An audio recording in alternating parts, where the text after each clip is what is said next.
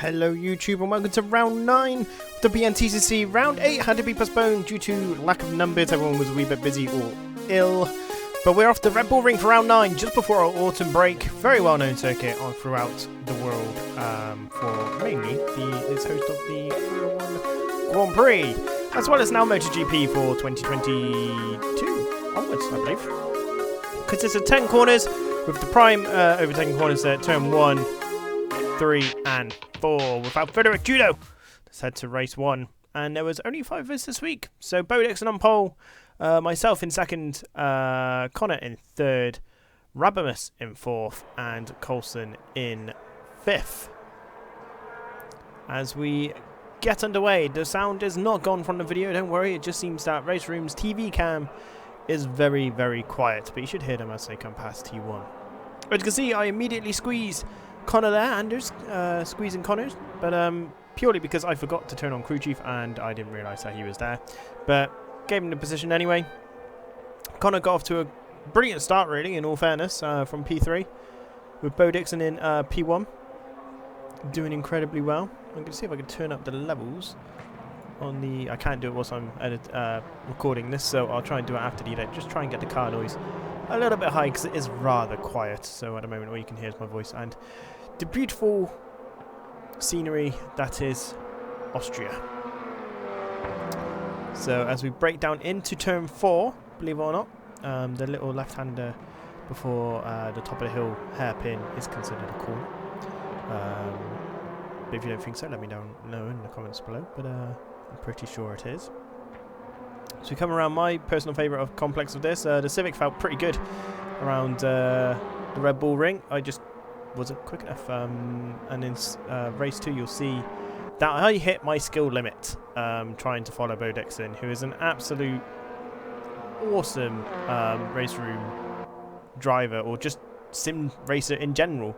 Bo has been doing some of the race room championship series. He's currently in the rookie class of the F4, which I think is a bit of a harsh way to call it, because in all fairness, after speaking to Bo, I believe at least 10 people in that grid slot are like in the top 5 in the world, so they're by far not rookies like myself. But Bo's doing incredibly well in that series, and he's won both races. Not to our surprise, because he is genuinely fantastic, so make sure you keep an eye on those on Race Room's very own YouTube channel as we go on board with Rabamus, who is very quick around the RedBull ring. Rabamus and I were getting a good little battle on, and we're on board with, well, we're watching Coulson because he just clips that ominous sausage curb, rolls his touring car, but without a scratch. Don't know how. He's a very lucky boy to get away with that, South African, who is pretty much came to every single race meeting that he could, apart from one due to power limitations. Connor runs wide there into turn 4. There's a bit of a slow exit allowing me to catch up, and Rabamus has dropped off a little bit there because he outdid himself on the brakes a little bit there. Now the Megane looked really good in qualifying, and to be fair, on lap 1 it looked really good as well. It looked like a really good stable car. It looked like a car that I would quite like to drive, to be fair. It is tempting to just switch it up. I am tempted. But I am starting to get to grips with the Civic. And the next track is Macau for double points, which is pretty mega.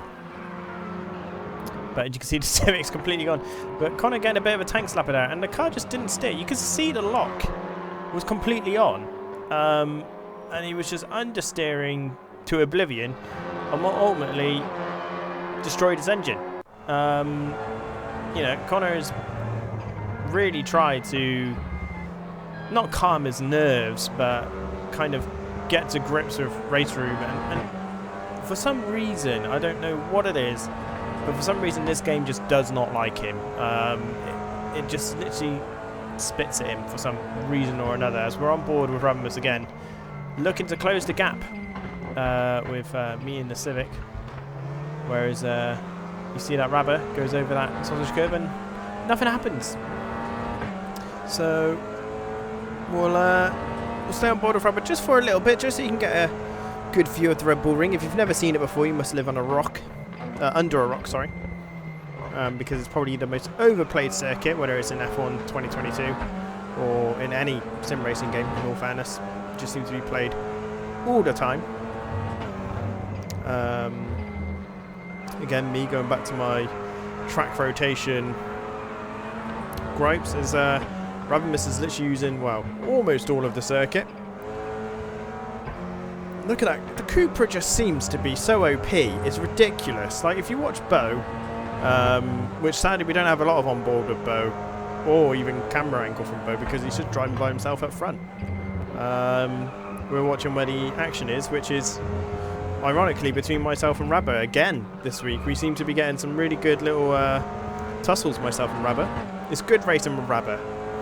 Again, we Rabba and I have a bit of a reputation from the Project Cars 2 days of destroying each other's cars by accident every single time.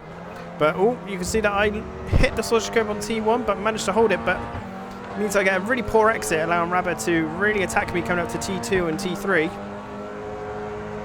So this here is technically T2, even though it's barely a corner, and there's T3. Rabba's looking down the inside but thinking better of it.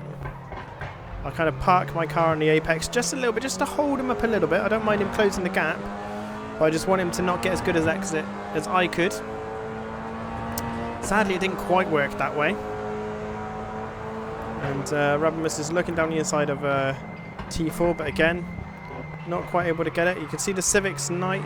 I was turning quite early watching this back. I didn't realise how early I was turning into the apexes. I probably could have opened the corners a lot more.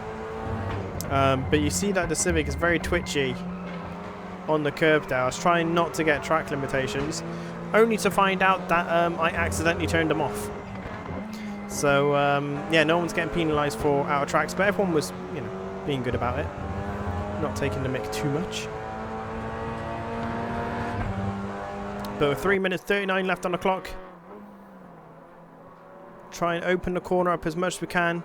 And you can just see that the front end just wasn't quite gripping so much, and I did reduce the air pressure in the tyres, and I think that's what did it for me. I think that's what screwed me over a little bit. I was trying to get more heat in the tyres, and I think I had the opposite effect. I think I let too much air out, and it was just sliding across the black stuff, as they call it.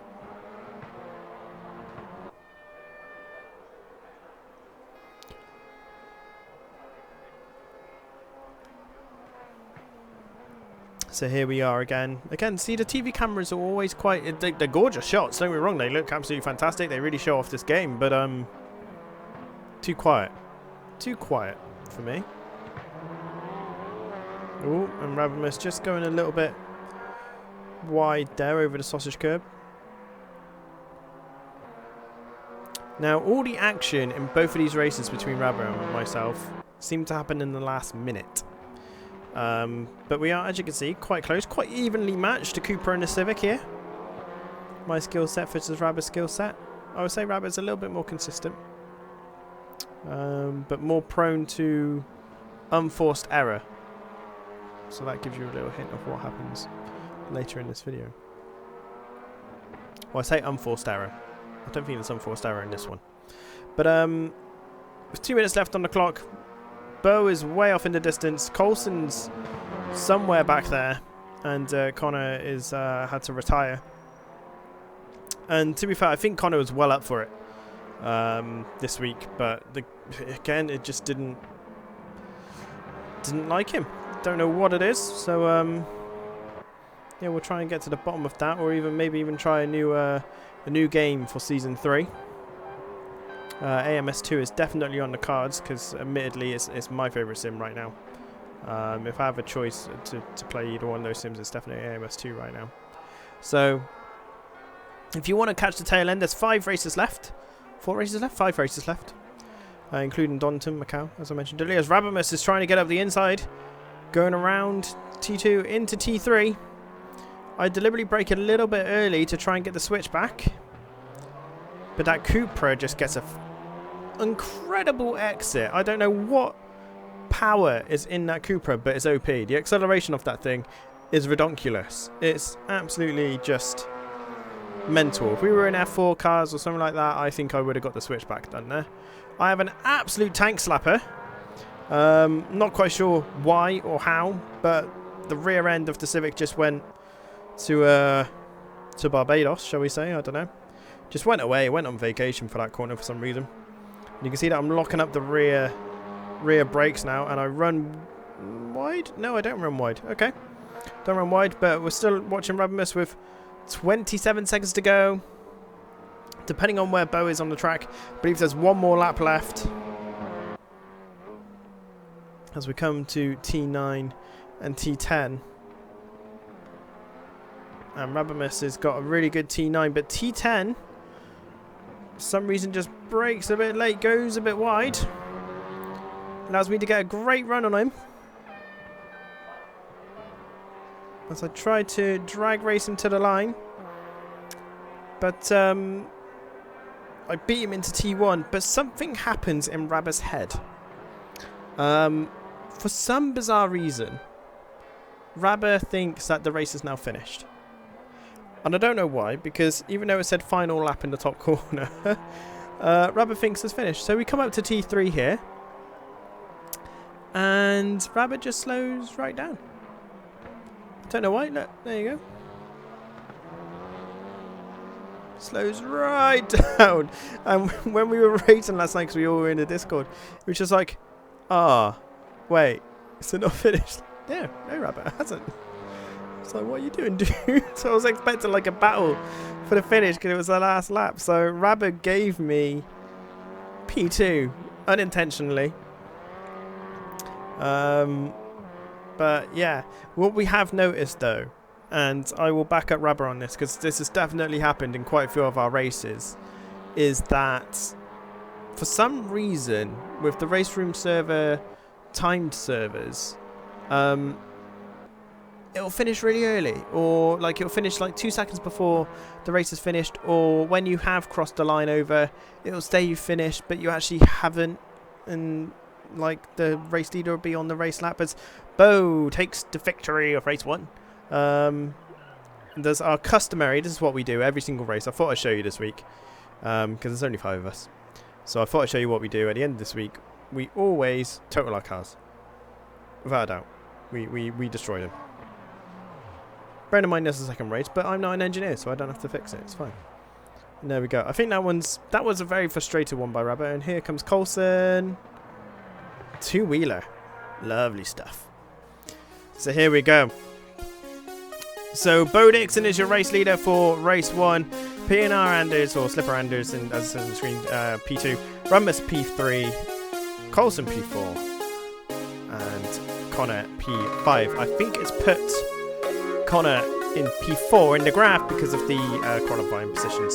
So don't worry, Coulson did in fact finish P4 and he got those points. For some reason they both got 25 as well. So I don't know what's happening with the SLP sort of league system. And as we go on board with Ernie, first time Ernie. Hello Ernie, how are you doing?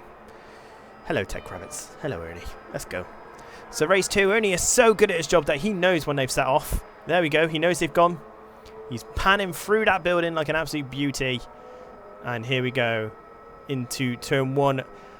Connor accidentally pressed the wrong button. He really wasn't having a good night. After such a good qualifying, he should have kept it going, but he pressed the wrong bloody button. And sent himself straight into the pits. And DNF, which allowed RedBull to get an incredible start from P3, 4? P4. P3? P4. P3. Sorry. Ooh. Yawning. I'm keeping that in because I've been up since 5 o'clock so I can live my dreams and ambitions. And it's not as easy as the rock makes out. But as we go into T4, RedBull is going into the braking zone and it's Operation Block Bo Dixon for me and RedBull. We both agreed that we're going to do whatever we can to keep Bo behind us. And yeah, as you'll soon see, it doesn't really amount to much. We're not a very good defence around this circuit. Bo just picked us off so easily just by little minute little errors, or the fact that he's just able to carry so much speed, whether it's the car setup or whether it's just overall skill. We'll go with overall skill, because I can be quite harsh to Bo for no reason whatsoever.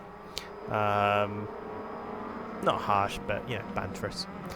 But Rubbermus can say that he's led for a lap, and as you can see there's Bo Dixon right there, just powering through turn 9 and 10 to take the P2 by T1. I tried to keep going, but I just know that if I do, I'm gonna hit him off the circuit, and as much as we're fighting for the championship, I'm not willing to do it here because there's too much of a runoff. So if I'm going to do it anyway, it's going to be Macau or Donington, where I can put him into the sand trap, and then he has to catch me up again. You know, a bit like Senna Prost all over again. But Rubbermus is now on the front end of Operation Defend, and he's doing a pretty good job. He's got really good acceleration. I think if that was a Civic in Rabber's position, Bo would have had that. I just don't know. I think the Cooper is a little bit overpowered. Don't want any hate, but I genuinely starting to think that this Cooper is a wee bit buff. Is a bit of a beaut. But again, look at Bo with his exit speed, with his lines. It's just brilliant. By the time this corner's done, he's battling for Rabber round the outside, able to grip on and round the outside again for the first one of the S's. But now he's got the inside of T9 and 10, and there's not a lot that myself or Rabber can do. I tried to capitalise on it, also with Jocelyn, but to no avail. Sorry, not no prevail. To no avail. And then we go into T9 and T10, and Rabber and I both kind of thought, you know what, let's try and keep up with Bo. Let's mimic. Let's go. Let's really push ourselves. Let's try and keep up with Bo. Bo is doing 137s, I think, off the top of my head. And Rabber and I were doing average 139, 140. So we were 3 seconds slower, and we were like, okay, well, how? So we started watching Bo a little bit, try and follow his line. Taking advantage a little bit of the no-cut rule here as we go on board myself. And just look at the power difference. Just look at it. I genuinely don't know what anyone could do against Cupras unless you're in a Cupra. It's just insane, really. Absolutely insane. And we're pushing, and we're keeping up with Bo. We're pretty happy. We're keeping up with Bo. We're not putting him under pressure, but we're keeping up with him, or Rabber is at least. As we go into the heavy braking zone, downhill into T4, very easy to lock up here.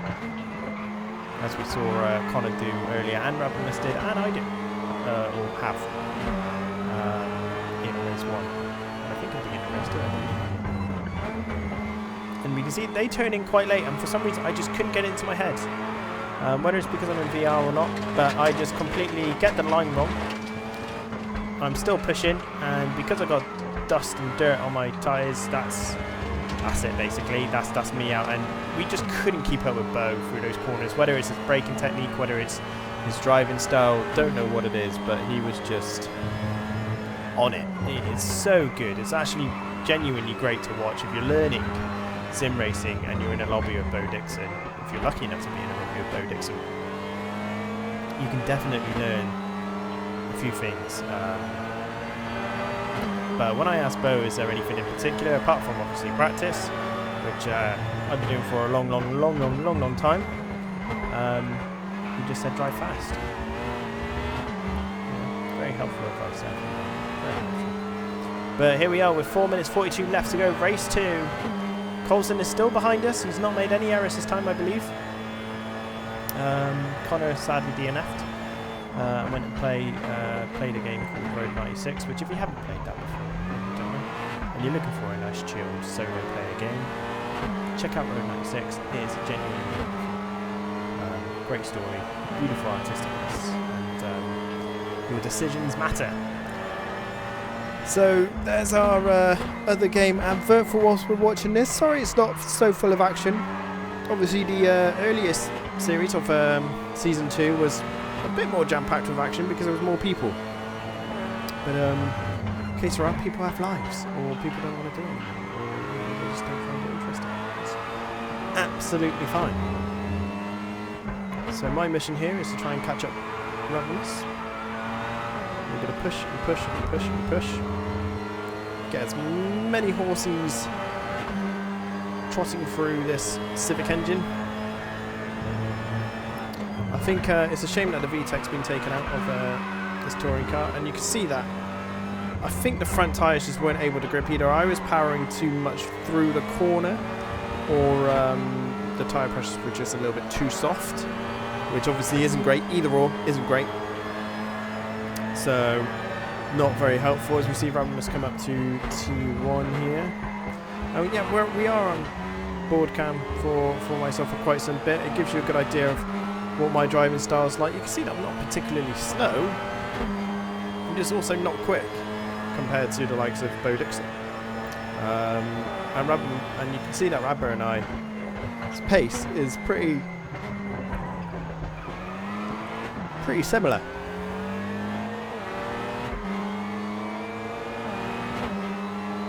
Here we go, down into T2 again.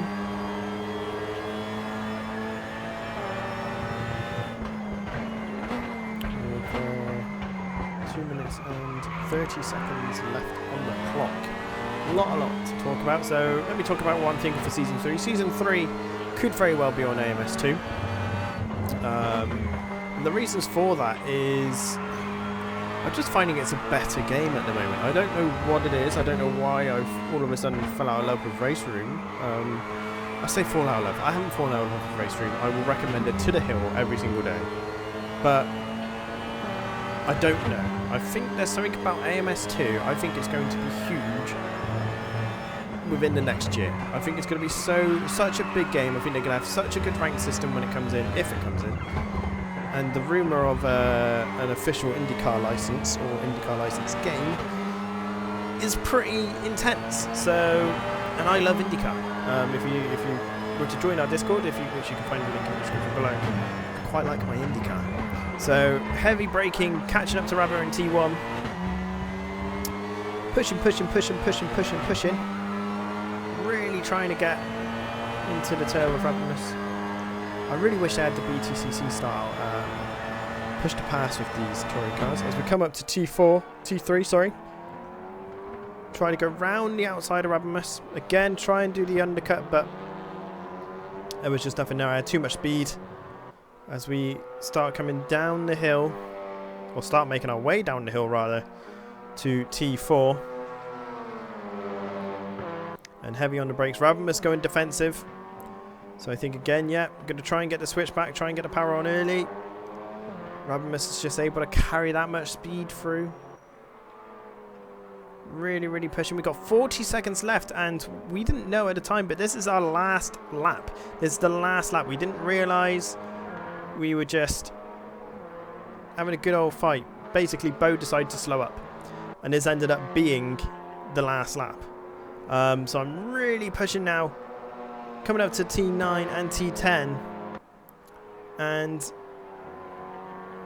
the one time Radimus didn't want to make a mistake, didn't want a sausage curb to ruin his race, and as you can see there, he's two-wheeling all the way to the barrier, and genuinely all of us were gutted. Like, we were just absolutely gutted. Like, I didn't realise at the time that the race had finished. I still thought there was one lap left.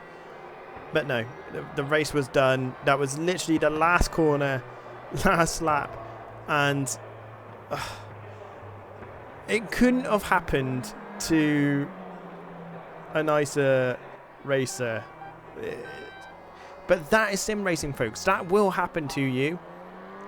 And Radimus picked himself back up, crossed over the line in 4th position, which gave myself P2 and Mark Coulson a podium finish, in P3. Bo Dixon came first, and Connor with his fat thumb ended up finish P5.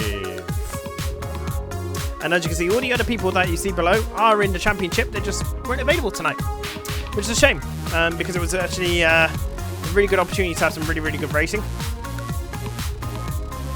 So here is the league table going into the autumn break. Anderson first with 437.5 points, with Bo Dixon in second spot with 424.5. Jamsky in third with 296. But Coulson is only 2 points behind Jamski after Jamski's not being able to attend for the past couple of weeks. So hopefully he can attend again very soon. Rabimus moves up into 5th spot with 233. Jordy Evans in 6th with 225. It would have been so interesting to see what his table would have looked like if Jordy Evans was still here. He could be on top, in fact. Connor Max in 7th with 223. Just needs to keep attending and he'll climb up that leaderboard no problem. Clough in 8th. Down to 209 Yogi in 10th. And I hope, Yogi, if you're watching this, get well soon, buddy. And until next time, everyone, have a great break. See you soon.